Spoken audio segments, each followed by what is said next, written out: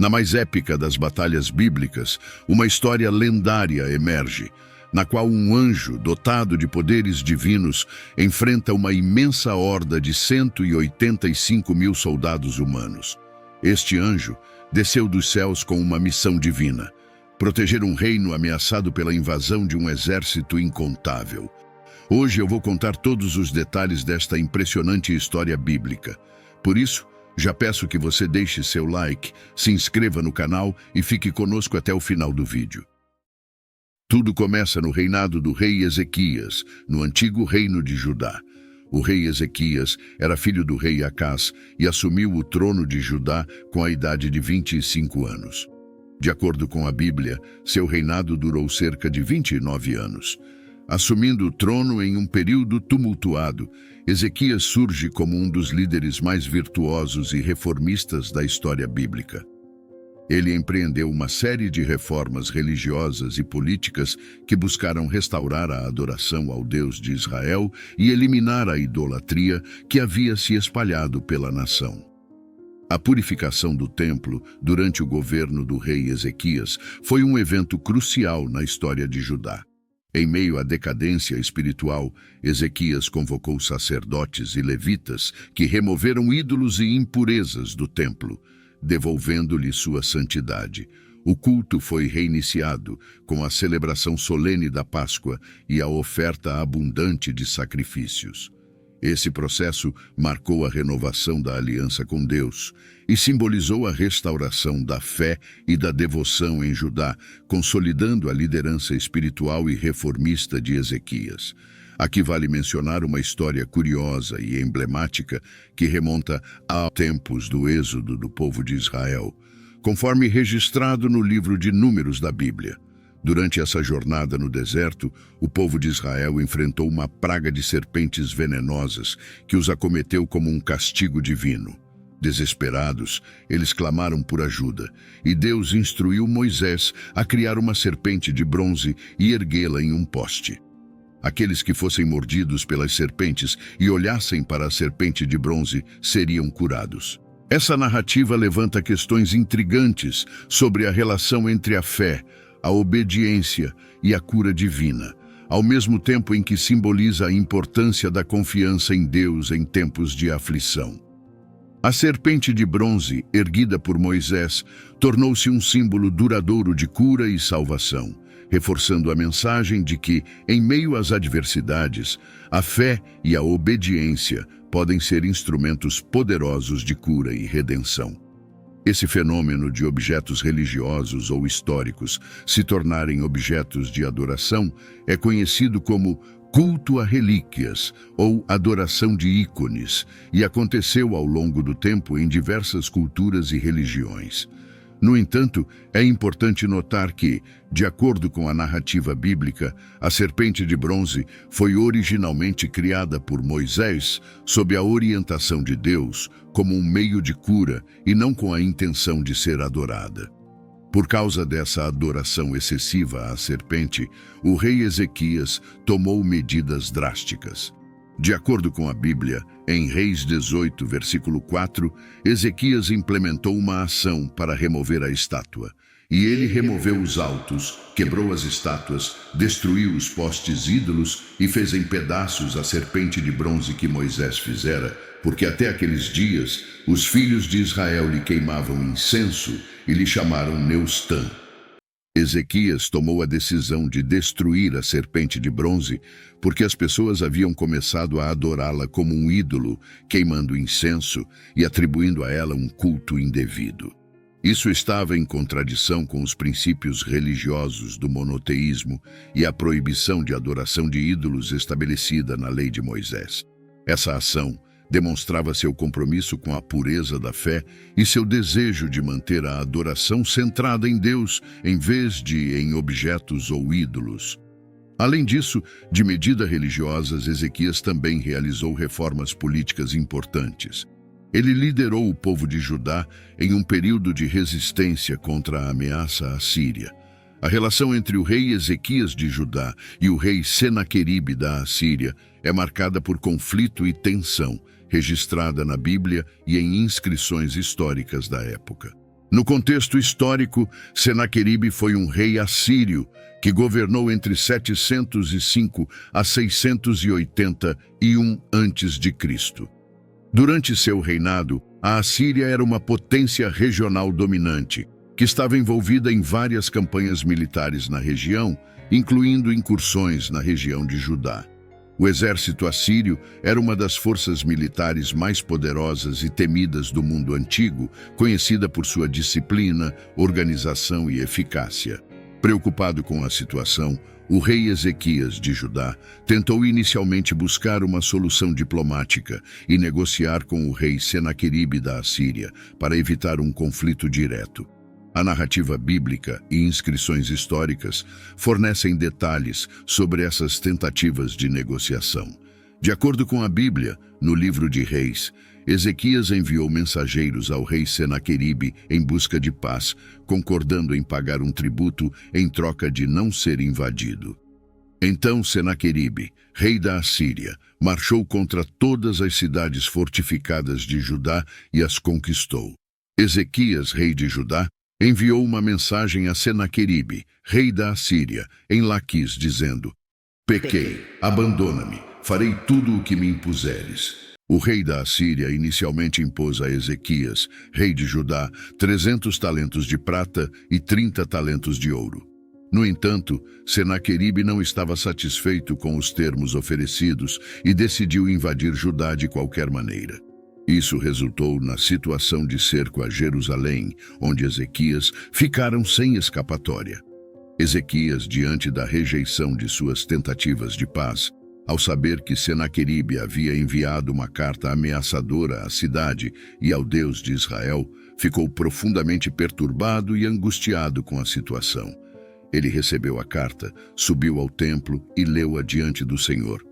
Ao ler a carta que zombava de Deus e ameaçava a destruição de Jerusalém, Ezequias rasgou suas vestes como sinal de luto, pesar e desespero diante da ameaça à Síria. O rasgar das vestes era um gesto comum em muitas culturas antigas, incluindo a judaica, como um sinal de angústia, luto ou arrependimento. Após esse ato, Ezequias buscou a orientação divina e enviou mensageiros ao profeta Isaías em busca de conselhos e orientação sobre como lidar com a situação. O profeta Isaías recebeu uma mensagem de Deus e tranquilizou Ezequias. Isaías proferiu uma profecia que assegurava a proteção divina e a derrota do exército assírio. Não tenha medo das palavras que você ouviu, com as quais os serviçais do rei da Assíria blasfemaram contra mim. Eu o farei voltar pelo mesmo caminho por onde veio. Ele está transmitindo uma mensagem de confiança e esperança a Ezequias e ao povo de Judá. Ele assegurou ao rei que Deus estava ciente das blasfêmias proferidas por Senaqueribe e das ameaças contra Jerusalém. Isaías profetizou que Deus não permitiria que Senaqueribe alcançasse seu objetivo de destruir a cidade, afirmando que o exército assírio seria derrotado e não conseguiria conquistar Jerusalém. Além disso, Isaías relembrou a Ezequias das promessas de Deus de proteger Judá e garantir a continuidade da linhagem davídica. Ele enfatizou que Jerusalém seria salva devido ao amor e às promessas de Deus a Davi. Para fortalecer a fé de Ezequias, Isaías ofereceu um sinal miraculoso como prova da veracidade de suas palavras. Ele disse que, como sinal, a sombra no relógio de Acás retrocederia 10 graus. Conforme registrado na Bíblia, esse sinal realmente aconteceu, demonstrando o poder e a autoridade de Deus. A mensagem de Isaías trouxe conforto e esperança a Ezequias e ao povo de Judá em um momento de grande angústia, solidificando sua confiança na proteção divina. Ezequias, então, expressou sua fé em Deus e suplicou ao Senhor que ouvisse suas orações e interviesse em prol de Jerusalém. Ele apelou para que Deus protegesse a cidade e demonstrasse seu poder para que todos os reinos da terra soubessem que o Senhor era o Deus Supremo. O resultado desse episódio é que Deus respondeu à fé e à oração de Ezequias. De acordo com a Bíblia, Após as orações do rei Ezequias e a mensagem de conforto do profeta Isaías, Deus interveio de maneira sobrenatural para proteger Jerusalém. Isso é relatado em Reis 19, versículo 35. Então, naquela mesma noite, saiu o anjo do Senhor e feriu no arraial dos assírios 185.000. E quando se levantaram pela manhã cedo, eis que todos eram cadáveres. Em uma única noite, um anjo do Senhor foi enviado e infligiu uma grande destruição no acampamento do exército assírio, resultando na morte de 185.000 soldados. A ação do anjo é descrita como sendo de tal magnitude que o exército assírio foi completamente derrotado. Embora a Bíblia não forneça detalhes específicos sobre como esse evento sobrenatural ocorreu, ele é apresentado como um ato divino de intervenção para proteger Jerusalém e seu povo. A história destaca a crença na proteção divina e a importância da fé em momentos de grande perigo. A reação das pessoas no dia seguinte foi de grande choque e surpresa diante da destruição do exército assírio. O povo de Jerusalém e seus líderes, incluindo o rei Ezequias, ficaram aliviados e agradecidos por terem sido protegidos de uma ameaça tão iminente e destrutiva. Eles reconheceram o poder de Deus e a intervenção divina como a razão pela qual estavam seguros. De acordo com registros históricos e inscrições assírias, o rei Senaqueribe da Assíria conseguiu fugir após a derrota de seu exército durante o cerco a Jerusalém. Apesar da derrota significativa e das perdas substanciais em suas forças, Senaqueribe sobreviveu e continuou a governar o Império Assírio por algum tempo após esse evento, embora sua tentativa de conquistar Jerusalém tenha sido mal sucedida.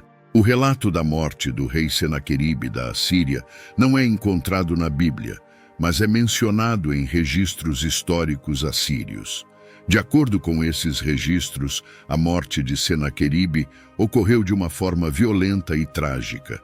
Senaqueribe foi assassinado no ano 681 a.C., em circunstâncias que não estão totalmente esclarecidas. De acordo com inscrições assírias, seu filho Assaradão conspirou contra ele e o assassinou. As razões para o assassinato variam nas diferentes fontes históricas, mas é possível que tenha sido uma luta pelo poder dentro da família real. A derrota do exército assírio, que era considerado invencível, destaca como a arrogância humana e a confiança excessiva na força militar podem ser frustradas por ações divinas.